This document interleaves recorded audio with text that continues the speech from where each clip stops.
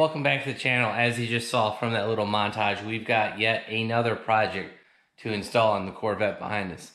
Now, in one of the previous videos, you guys saw us put in the camber adjustment plate kit from After Dark Speed. Well, Ryan also offers a tow link kit for the back.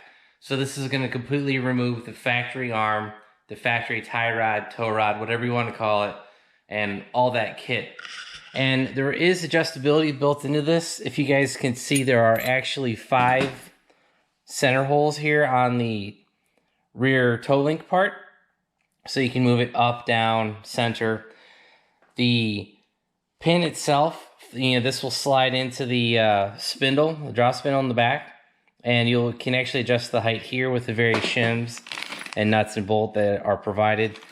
And then you have the tow rod bar itself. This is a piece of aluminum and it's got these heim joints on the end of it. So you could also adjust the length, in and out. So you got a lot of adjustability where the stock piece doesn't have any adjustability. Now, Ryan did tell me that the tow rod, the bars themselves are preset, so you should be good to go just to bolt them in the car. But in the event that you do need to adjust them, all you have to do is loosen these nuts and then screw the heim joint in or out of the threaded rod. So now that we've kind of gone over the kit, let's go to the car and we'll kind of show you what we're working with. So here's the factory piece. You've got your outer tie rod, you've got your jam nut here, you got your 18mm bolt here, and I believe that's a 6mm hex that goes inside of that. And then this part actually attaches to the cradle. So this is going to be a 24mm bolt. And that's how this is going to come out. So as you guys can see, we already actually have the passenger side tow rod mocked up into place. So the only problem that we ran into on my car was actually the rear sway bar. You guys can see I have this Pfadt Racing sway bar. And unfortunately, we've got like so many aftermarket pieces that the sway bar and the rear tow rod are fighting for the same spot. So as you guys can see, we actually disconnected the end link and we just kind of swung the sway bar up and out of the way. But what I'm going to do today is actually put a floor jack underneath the rear control arm, lift it up, and see if we can get this thing more dialed in to see if this will work. And the other test that we're doing today, specific to my car, is a 15-inch rear brake kit from Carlisle Racing, their spindle, the base rotor in the back, and we want to make sure that this rear setup isn't going to hit anything. I don't think we are because I think the stock tie rod was actually about the same height as as this assembly is, and I do not believe that this nut and assembly is going to be hanging down too much to where the wheel won't clear this. All right, guys, so you can see we have the sway bar link attached back on, and we are definitely going to hit the offset trailing arm with the Pfadt sway bar. There's no way this is going to work with this factory setup. All right, for you drag racer guys, the kit will fit the 15-inch brakes without a problem. If you guys can see back there, the rear tie rod is nowhere near the wheel. We probably have like, I don't know, ½ inch clearance, 3/4. Yeah, it's actually right there. It's kind of hard to see, but we're clear on the front. So we're also, here's the shot from the back side, and obviously the outer tie rod is nowhere near the wheel. So you will be good if you are running a 15-inch brake conversion on a C6 Corvette. So I was doing some digging on the internet last night and couldn't find anything in particular with Pfadt sway bars hitting a aftermarket tow rod set. And honestly, I couldn't find much. I don't think a lot of people are running the Pfadt sway bars with the rear tow rod kit. I just didn't see any. I saw like LG Motorsports sway bars, LG Motorsports tow rod kit. I saw the Jerry O'Connell Pfadt sway bars with an aftermarket tow rod kit, but I didn't find anything specific to the Pfadt Heavy Duty Rate sway bars with an aftermarket tow rod kit. So unfortunately, I didn't see a lot, but I did find one thread where a guy was having an issue mounting a stock sway bar to the back of his C5 Corvette. I believe it was a C6 Z51 sway bar, which is actually what my car came with, but I've had this car so long, I sold those parts years ago. And he actually ended up putting spacers between his sway bar and the subframe. So I'll show you a picture here.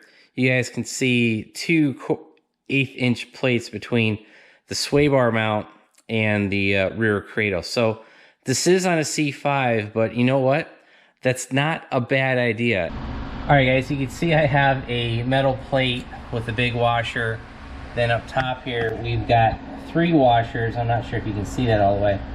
So we have roughly spaced the sway bar out 1/4 inch from the rear cradle. So if we come on over to the side, you guys can see an air gap between the sway bar and the cradle. That will not be the final design. Like I said, this is just for mock-up. But if you look at the clearance between the rear tow rod kit from After Dark Speed and the sway bar, we've got plenty of space.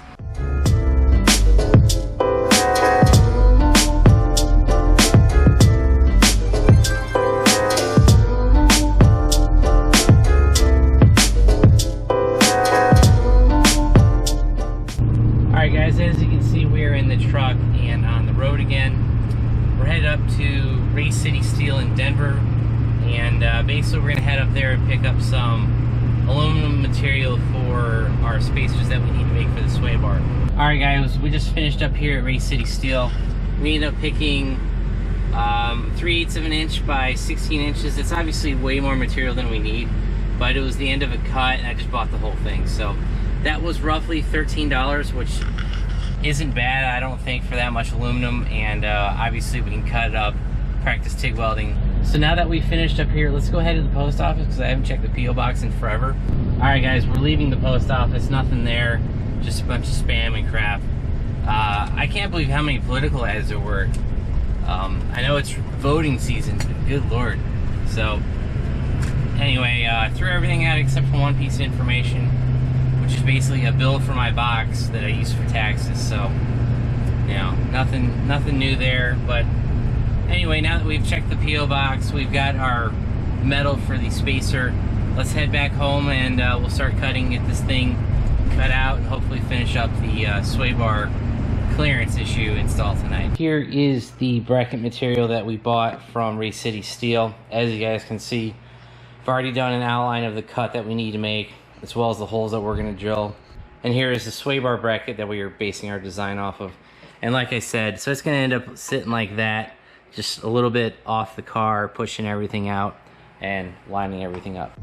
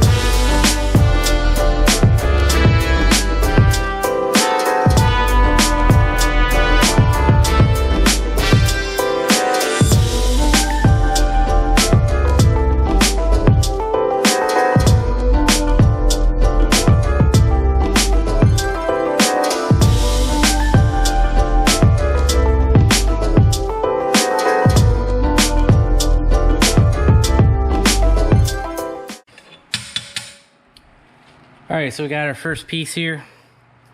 Obviously I'll need to sand down the edges a little bit. We'll use our grinder over here, and then we'll drill the holes. But before we do that, I'm going to cut out the second piece here, and we'll go from there. Alright guys, we have finished cutting out the 2 spacers, and like I said, I was going to grind down the edges, and we've done all that.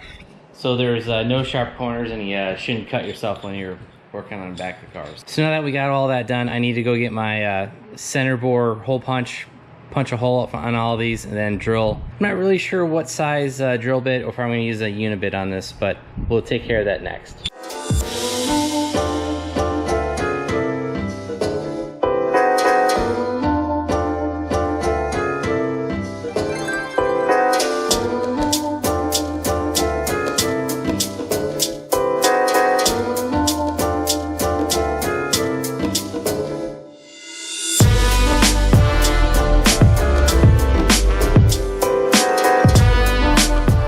Alright guys, you'll be able to see that we got the spacers installed. So we got the rear subframe, our 3/8 spacer, sway bar bracket, and you'll notice our new bolt and washer up above.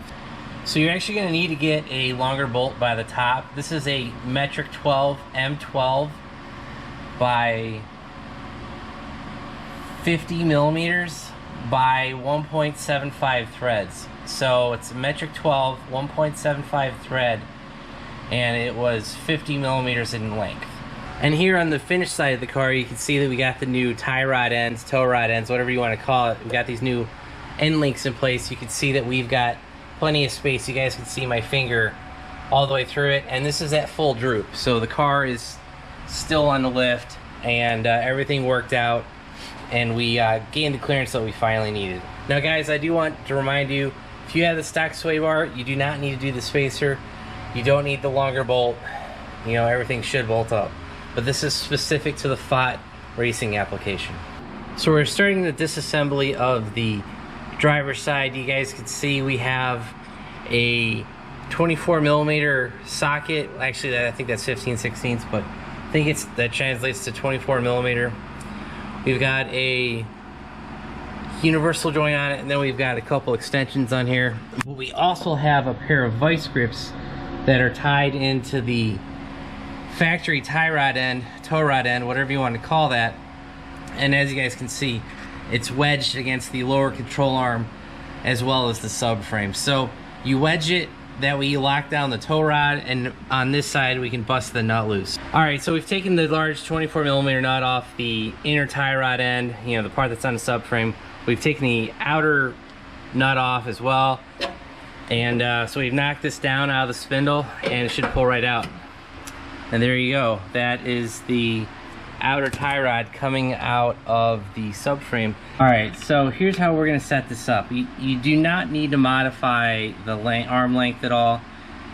Ryan sends that, After Dark Speed sends that already pre-configured. So on the tapered end, you're going to take your taper, and then underneath that you're going to put the thickest washer that comes with it. You're going to stick your heim joint through it. Then you're going to start with the, I don't remember the size specifications, but this is going to be one of your thick bushings. Put that there, and then on the bottom you're going to have your nylock nut. On top you're going to put the tapered part through the spindle, and have your washer. Then you're going to put your castle nut, and there is a cotter pin hole, so we'll make sure to put that on when you're done. Now for the inner part, this is pretty simple. Nylock nut, washer. There is a sleeve inside of here. It's actually kind of a reducer. So there's a sleeve inside of the heim joint.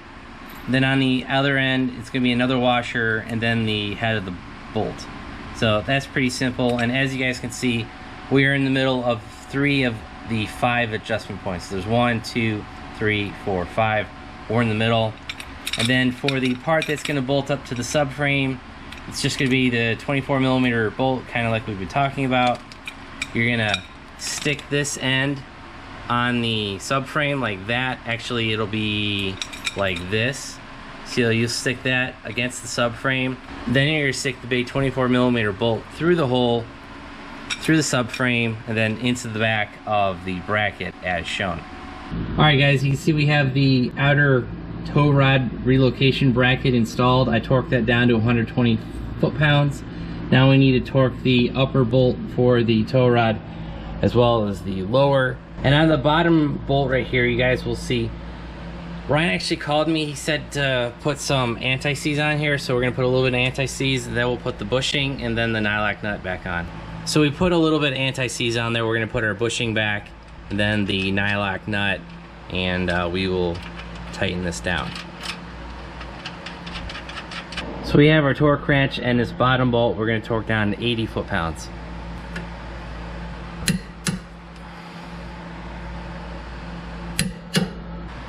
And for the top of this tow rod assembly, we're going to torque that to 80 foot-pounds as well. And for the bracket that's holding the inner part of the tie rod, we're going to tighten this down to 90 foot-pounds. Alright guys, so we got the cotter pin put into the top part of the spindle for the outer tie rod bolt assembly. We've torqued everything down, torqued our sway bar back down. We also torqued the rear sway bar, the mounts themselves. It's 49 foot-pounds for the top, 70 foot-pounds for the bottom. The Pfadt outer links, those torqued down to 33 foot-pounds. As you can see behind me, the Corvette is finally back on the ground. I'll be honest, guys, I can't remember the last time it was on the ground. You know, we had the coilover project, we had the bushing project. We've done so much other stuff with the suspension. We did the camber bolt plate kits. We just finished this rear outer tie rod, tow rod setup. But it seriously feels like it's been a real long time. But anyway, I think we're finally ready to go get in alignment. We've finished up finally replacing all the parts in the back. Now, I have not taken the car for a drive yet. You know, obviously, I can actually tell the rear wheels are cambered out a little bit. They've got a little bit of camber in them. But it just seemed more noticeable than I've ever really seen it before. So maybe we'll have better handling right off the bat. But, you know, definitely want to get the suspension aligned because the steering wheel was crooked as heck, as you guys saw previously. And we'll hopefully get that fixed up. And yeah, so that's going to be pretty much it for today's video. If you guys like that video, hit that like button. If you want to see the alignment video, the adjustment videos, and everything else coming up for the Corvette, hit that subscribe button. Turn on your bell notifications. That way you guys know when my new Corvette uploads, you know, get published. And if you guys want to help support Ryan at After Dark Speed, like I said, check out his website, afterdarkspeed.com. If you guys want to help support our channel, check out our website, BonecrrusherSS.com. Thanks, guys. Have a great one.